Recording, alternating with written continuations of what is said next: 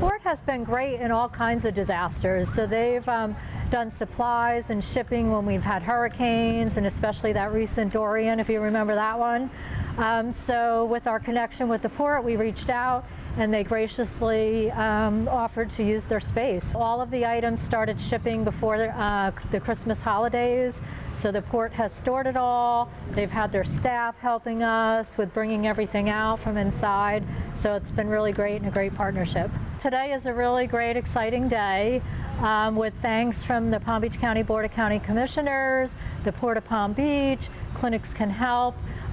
We received $4 million in funding through the CARES Act from the county, and we distributed about $3.6 million to nonprofit agencies through grants, and the remaining about $340,000 you can see here today for personal protective equipment that approximately 170 nonprofits will be coming through today to pick up.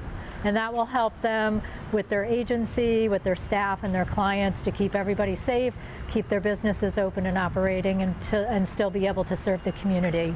So they will be receiving everything from hand sanitizer, disinfectant, wipes, face shields, masks, gloves, plexiglass, so a lot of different items that definitely will be helpful to them. We're the ones who have been receiving the equipment. When the CARES Act money came through, we're the agency that had to actually receive all the purchased equipment. So it's all gone through our warehouse, through our inventory, and we're actually responsible to make sure that everything is distributed correctly. We have about 30 volunteers helping us today. We have a lot of volunteers from the Literacy AmeriCorps group.